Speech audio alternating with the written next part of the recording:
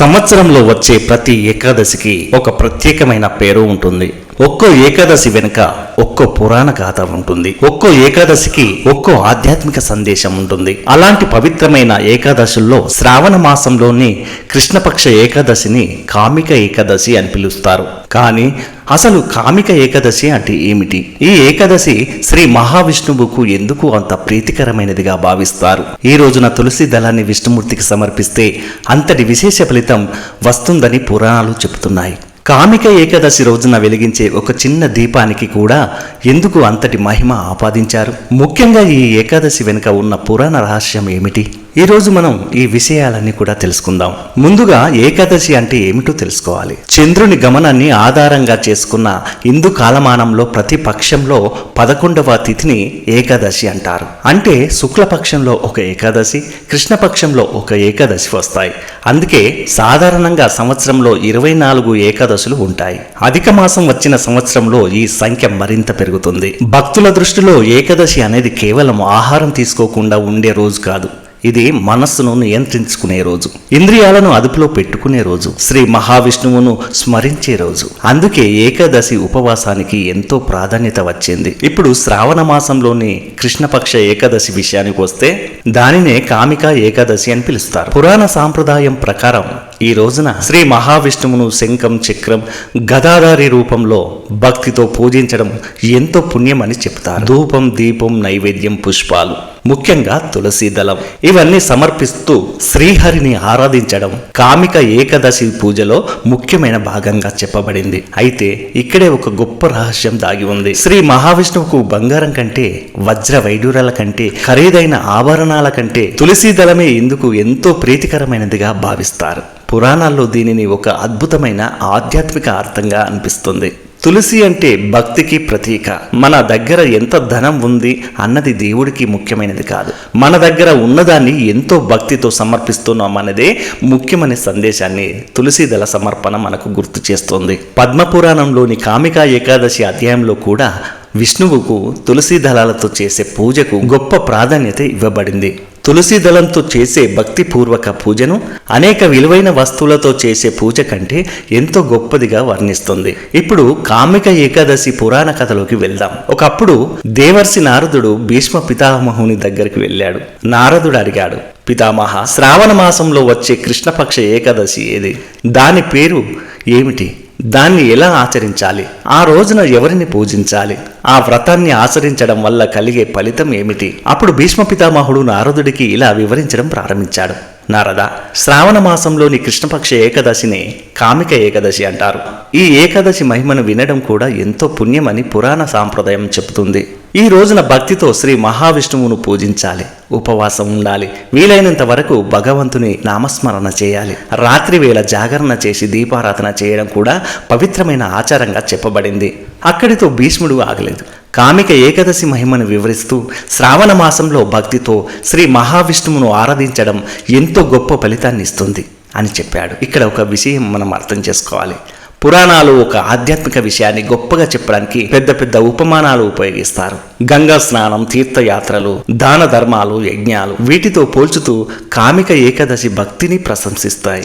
దీని అసలు ఉద్దేశం ఈ ఒక్క రోజున భక్తితో భగవంతుడిని స్మరించండి, మీ మనసును పవిత్రంగా చేసుకోండి, మీ జీవితంలో ధర్మాన్ని ఎంచుకోండి అనే ఆధ్యాత్మిక సందేశాన్ని బలంగా చెప్పడం ఒక కామిక ఏకాదశిలో అత్యంత ముఖ్యమైన అంశం. శ్రీ మహావిష్ణువుకు ముందు ఒక చిన్న తులసి దళాన్ని ఓం నమో నారాయణాయ అని భక్తితో స్మరించడం పురాణ సాంప్రదాయంలో ఎంతో పవిత్రమైనదిగా భావిస్తారు.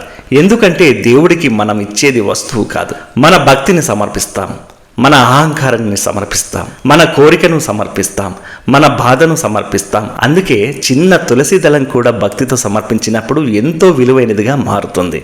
ఇప్పుడు కామిక ఏకాదశి రోజున దీపారాధనకు ఉన్న ప్రాధాన్యత చూద్దాం. పురాణాల్లో ఈ రోజున విష్ణుమూర్తి ఎదుట దీపాన్ని వెలిగించడం ఎంతో పుణ్యప్రదమని చెప్పబడింది. రాత్రంతా దీపం వెలిగించడం, జాగరణ చేయడం, భగవంతుని నామస్మరణ చేయడం ఇవన్నీ కామిక ఏకాదశి ఆచరణలో చెప్పబడిన అంశాలు. కానీ దీని వెనుక వెనుక ఉన్న ఆధ్యాత్మిక భావం మరింత అందంగా ఉంటుంది. దీపం అంటే వెలుగు. మన జీవితంలో అజ్ఞానం అనే చీకటి ఉంటుంది, కోపం అనే చీకటి ఉంటుంది, అహంకారం అనే చీకటి ఉంటుంది, అసూయ అనే చీకటి ఉంటుంది, భయం అనే చీకటి ఉంటుంది. ఆ చీకటిని తొలగించేదే జ్ఞానం. ఆ జ్ఞానానికి ప్రతీకే దీపం. అందుకే భగవంతుని ముందు వెలిగించే దీపం కేవలం నూనెతో వెలిగే జ్యోతి కాదు, అది నా జీవితంలో కూడా ధర్మం అనే వెలుగు వెలగాలి అనే మనిషి ప్రార్థన. ఇప్పుడు కామిక ఏకాదశి ఉపవాసం గురించి తెలుసుకుందాం. సాంప్రదాయంగా ఏకాదశి ఉపవాసంలో ధాన్యాలు, కొన్ని ఆహార పదార్థాలు వర్ణించడం వంటి నియమాలు పాటిస్తారు. కొందరు పూర్తిగా ఉపవాసం ఉంటారు, కొందరు నీటితో ఉపవాసం ఉంటారు, మరికొందరు పండ్లు లేదా తేలికపాటి ఉపవాస ఆహారంతో వ్రతం చేస్తారు. అంటే ప్రతి ఒక్కరూ తమ శక్తి, ఆరోగ్యం, వయస్సు మరియు పరిస్థితిని బట్టి వ్రతాన్ని పాటించాలి. ఉపవాసం అంటే శరీరాన్ని బాధించడం కాదు. ఉప అంటే దగ్గరగా, వాస అంటే నివసించడం, అంటే భగవంతునికి దగ్గరగా ఉండే ప్రయత్నమే ఉపవాసం అని ఆధ్యాత్మికంగా అర్థం చేసుకోవచ్చు. అందుకే ఆహారాన్ని మాత్రమే నియంత్రించడం కాదు, మాటలను కూడా నియంత్రించాలి, కోపాన్ని కూడా నియంత్రించాలి, చెడుగా మాట్లాడకుండా ఉండాలి, ఇతరులను బాధించకుండా ఉండాలి, అసూయను తగ్గించాలి, అబద్ధాలను దూరం పెట్టాలి. అదే ఏకాదశి యొక్క అసలు అంతరార్థం. కామిక ఏకాదశి మనకు మరో గొప్ప విషయాన్ని చెప్తుంది. పాపం చేశాను, ఇక నాకు మార్గం లేదు అని మనిషి ఎప్పుడూ అనుకోవద్దు. తప్పు చేసిన తర్వాత పశ్చాత్తాపపడడం, తప్పును సరిదిద్దుకోవడం, మంచి మార్గంలో నడవడం, భగవంతుణ్ణి స్మరించడం, ఇవన్నీ ఆధ్యాత్మిక మార్పుకు మార్గాలు. పురాణాలు కామిక ఏకాదశిని పాప విమోచనానికి శక్తివంతమైన వ్రతంగా వర్ణిస్తాయి. అయితే దీనిని ఆధునిక జీవితంతో ఏ పని చేసినా ఏకాదశి ఉపవాసంతో తప్పనిసరిగా పాపం తొలగిపోతుంది అనే అర్థంతో కాకుండా పశ్చాత్తాపం, నియమం, భక్తి, ధర్మబద్ధమైన జీవితం వైపు మనిషిని నడిపించి ఆధ్యాత్మిక సాధనగా అర్థం చేసుకోవచ్చు. ఇప్పుడు కామిక ఏకాదశి రోజున చేయవలసిన కొన్ని ముఖ్యమైన ఆచారాలను తెలుసుకుందాం. ఉదయం త్వరగా లేచి స్నానం చేయాలి, శుభ్రమైన వస్త్రాలు ధరించాలి, శ్రీ మహావిష్ణువును లేదా శ్రీకృష్ణుడిని భక్తితో పూజించాలి, తులసి దళాలను సమర్పించాలి, ధూపం, దీపం, నైవేద్యం సమర్పించాలి, ఓం నమో నారాయణాయ అనే మంత్రాన్ని జపించవచ్చు. విష్ణు సహస్రనామం, గీతా పఠనం లేదా ఏకాదశి మహిమను వినడం కూడా భక్తి సాధనగా చేసుకోవచ్చు. సాధ్యమైతే రాత్రి జాగరణ చేయవచ్చు, దీపారాధన చేయవచ్చు, దాన ధర్మాలు చేయవచ్చు. అన్నిటికంటే ఆ రోజు ఎవరిని బాధించకుండా ఉండడం చాలా ముఖ్యమైన విషయం. ఎందుకంటే భగవంతునికి ఒకవైపు పూజ చేస్తూ మరోవైపు ఒక మనిషిని బాధిస్తే ఆ పూజ యొక్క ఆధ్యాత్మిక ప్రయోజనం ఏమిటి? అందుకే కామిక ఏకాదశి మనకు చెప్పే అసలు సందేశం, భక్తి అంటే కేవలం పూజ కాదు, భక్తి అంటే మన ప్రవర్తనలోనే మార్పు. ఇది చాలా గొప్ప సందేశం.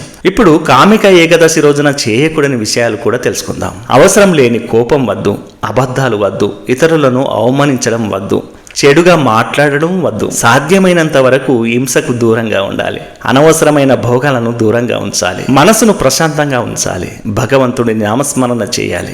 మరొక ముఖ్యమైన విషయం, ఉపవాసం అందరికీ ఒకే విధంగా ఉండాల్సిన అవసరం లేదు. వృద్ధులు, పిల్లలు, గర్భిణీలు, అనారోగ్యంతో ఉన్నవారు, మందులు తీసుకునేవారు, శరీరానికి ప్రత్యేకమైన ఆహారం అవసరమైన వారు, వైద్యపరంగా కారణాల వల్ల కఠినమైన ఉపవాసం చేయలేని వారు తమ ఆరోగ్యాన్ని ప్రమాదంలో పెట్టుకొని ఉపవాసం చేయాల్సిన అవసరం లేదు. భక్తి కోసం శరీరాన్ని హింసించడం కాదు, భక్తితో మనసుకు పవిత్రం చేసుకోవడం ముఖ్యం. ఇప్పుడు చివరిగా కామిక ఏకాదశి మనకు ఇచ్చే అసలు సందేశం ఏమిటో తెలుసుకుందాం. మనిషి జీవితంలో ఎన్నో కోరికలు ఉంటాయి.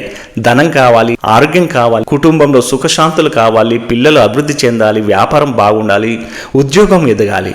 ఇలా ఎన్నో కోరికలతో మనిషి దేవుడిని ప్రార్థిస్తాడు. కానీ ఒకసారి మనం మన ప్రార్థనను మార్చి చూడాలి. స్వామి నాకు ఇది ఇవ్వు, అది ఇవ్వు అని అడగడం మాత్రమే కాకుండా, స్వామి నాకు సరైన మార్గంలో నడిచే బుద్ధినివ్వు, ఎవరిని బాధించకుండా ఉండే మనసునివ్వు, తప్పు చేసినప్పుడు తెలుసుకునే జ్ఞానాన్ని ఇవ్వు, క్షమించే హృదయాన్నివ్వు, అహంకారం తగ్గించే శక్తినివ్వు, నా కుటుంబానికి శాంతినివ్వు, నా చేతుల ద్వారా మంచి పనులు జరిగేలా చేయి అని ప్రార్థిస్తే అదే నిజమైన భక్తి. కామిక ఏకాదశి మనకు ఈ మార్పుని నేర్పుతుంది. శ్రీ మహావిష్ణువు చేతిలో శంఖం ఉంది, అది ధర్మానికి పిలుపులా భావించవచ్చు. చక్రం ఉంది, అది కాలచక్రాన్ని గుర్తు చేస్తుంది. గద ఉంది, అది ధర్మశక్తికి ప్రతీక. పద్మం ఉంది, అది మలినమైన నీటిలో కూడా నిర్మలంగా వికసించే జీవితం గురించి చెబుతుంది. అలాగే మనిషి కూడా ఎన్ని కష్టాల్లో ఉన్నా, ఎన్ని సమస్యల్లో ఉన్నా మనస్సును పవిత్రంగా ఉంచుకొని ధర్మ మార్గంలో నడవాలి. అదే శ్రీహరి బోధ, అదే ఏకాదశి యొక్క అంతరార్థం. కాబట్టి ఈ కామిక ఏకాదశి రోజున ఒక తులసి దళాన్ని తీసుకోండి, శ్రీ మహావిష్ణువు ముందు భక్తితో సమర్పించండి, ఒక దీపాన్ని వెలిగించండి, కొద్దిసేపు ప్రశాంతంగా కూర్చోండి, మీ మనసులోని బాధలను శ్రీహరికి చెప్పుకోండి. ఓం నమో నారాయణాయ అని భక్తితో జపించండి. ఆ తర్వాత మీ జీవితంలో ఒక మంచి మార్పు చేసుకోవాలని సంకల్పించండి. అందుకే ఏకాదశి యొక్క అసలు అర్థం కేవలం ఒకరోజు ఆకలితో ఉండడం కాదు, మనలోని చెడు ఆలోచనలను ఉపవాసం పెట్టడం, మన అహంకారాన్ని ఉపవాసం పెట్టడం, మన కోపాన్ని ఉపవాసం పెట్టడం, మన చెడు అలవాట్లను ఉపవాసం పెట్టడం, మనసును భగవంతుని వైపు మళ్లించడం. అదే నిజమైన ఏకాదశి. అదే కామిక ఏకాదశి యొక్క ఆధ్యాత్మిక రహస్యం. శ్రీ మహావిష్ణువు అనుగ్రహం ప్రతి ఒక్కరిపై ఉండాలని, ప్రతి ఇంట సుఖశాంతులు వెలగాలని, ప్రతి కుటుంబంలో ఆరోగ్యం, ఆనందం, ఐశ్వర్యం వెళ్లి విరియాలని శ్రీహరి పాదాలకు మనసారా ప్రార్థిద్దాం.